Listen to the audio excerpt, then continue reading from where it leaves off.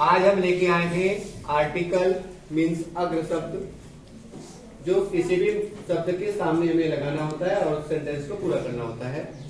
तो ध्यान देंगे ये आर्टिकल्स अंग्रेजी में जो होते हैं ये कौन कौन से होते हैं। तो अंग्रेजी में मूलतः हमारे पास 3 शब्दों को आर्टिकल्स के रूप में यूज करते हैं। उसमें पहला हमारा ए, दूसरा एन और तीसरा दा रहता है। तो हमें ए का उपयोग कहाँ करना है, दा का उपयोग कहाँ करना है और एन का उपयोग कहाँ करना है, मीन्स ए एंड दा का उपयोग किन किन स्थानों पर होगा तो हमें देखना होगा। देखते हैं, जैसे हमारे पास पहला आर्टिकल हमने एन लिखा है, एन का उपयोग हम कहाँ करेंगे।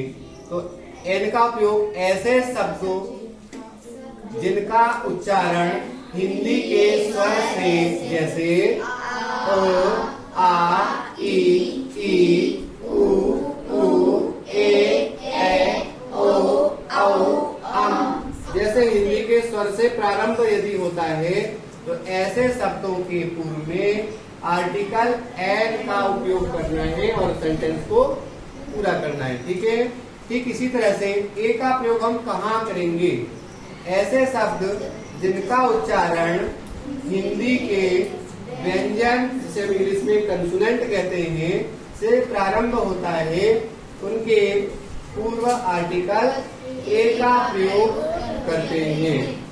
ठीक इसी तरह से आर्टिकल दा का प्रयोग हम कहाँ करेंगे। तो आर्टिकल दा का प्रयोग कुछ खास वस्तुएं या नदी या पहाड़ या ग्रंथ या अखबार या ऐतिहासिक नामों के पूर्व में हमें आर्टिकल दा का प्रयोग करना होता है। चलो देखते हैं। तो इस तरह के हमने पहले आर्टिकल ए एंड दा के रूल्सों को अच्छे से समझा, तो हमें बहुत सरलता के साथ सेंटेंस में कैसे हमें ए एंड दा का प्रयोग करना है और कहाँ पे आएगा वो हम पूरा कर सकते हैं। तो लीजिए देखते हैं हमें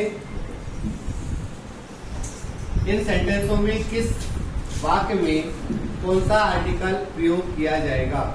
तो पहला सेंटेंस है हमारे पास, सीता हैज खालिस्तान ब्लैंक टूटा हुआ है बेग। तो हमें क्या देखना है, पीछे वाला शब्द को देखना है। यहाँ क्या लिखा हुआ है, बेग।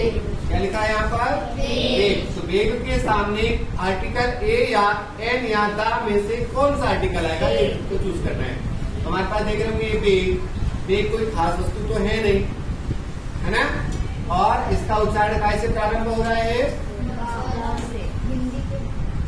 हिंदी के ब से, जो कि एक हिंदी का क्या है, व्यंजन है। तो हमें आर्टिकल यहाँ पे ए का यूज करना है। व्यंजन यदि रहेगा तो किसका उपयोग करना है, ए का उपयोग करना है, क्योंकि इसका उच्चारण कैसे शुरू हो रहा है, हिंदी के व्यंजन से। इसी तरह से नेक्स्ट हमारे पास सेंटेंस है, आई सा ब्लैंक्स ग्लास। यहाँ पे ग्लास है, ग्लास का उच्चारण कैसे प्रारंभ हो रहा है, ग, जो कि हिंदी का क्या है, व्यंजन है। इसके सामने भी आर्टिकल किसका प्रयोग करेंगे, ए का प्रयोग करेंगे। इसी तरह से नेक्स्ट है हमारे पास, ही ड्रॉ पिक्चर। यहाँ पे पी प से स्टार्ट हो रहा है, ये भी एक हिंदी के कैसे स्टार्ट हो रहा है, व्यंजन से, इसलिए इसके सामने आर्टिकल किसका उपयोग करेंगे, ए का।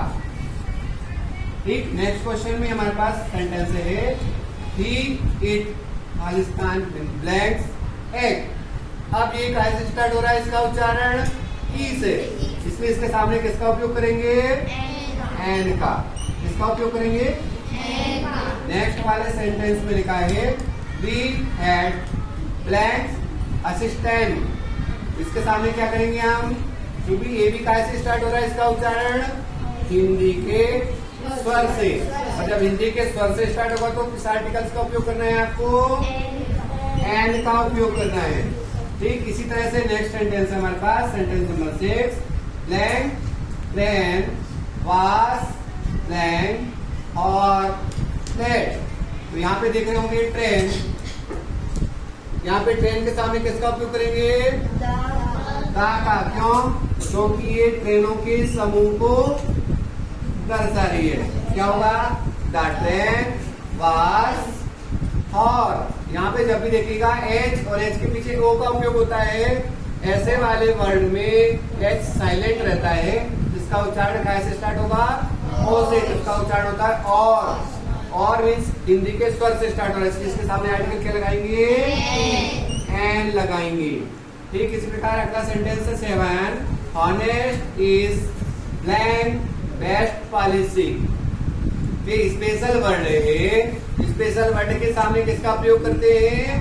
आर्टिकल दा का प्रयोग करते हैं। तो यहाँ पे क्या आएगा? आर्टिकल दा। फिर लिखा है he is blank honest man. यहाँ पे आर्टिकल क्या होगा? ये क्या लिखा हुआ है? ऑनेस्ट। इसमें भी एच के पीछे ओ लगा है, मीन्स एच साइलेंट होगा, तो क्या होगा? ये ऑनेस्ट। इसके सामने आर्टिकल किसका उपयोग करेंगे?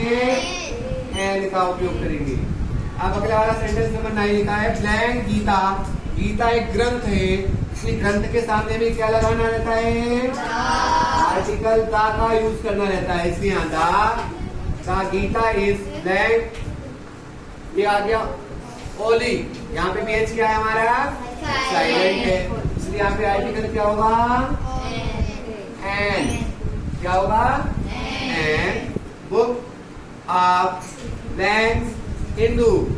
हिंदू एक समुदाय को निरूपित करता है, इसलिए भी हम यहाँ पे क्या करेंगे? आर्टिकल दा का प्रयोग करेंगे।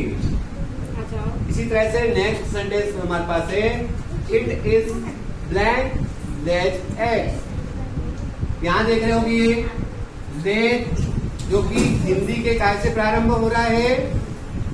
हिंदी के व्यंजन से शुरू हो रहा है, इसलिए यहाँ पे आर्टिकल ए का प्रयोग होगा।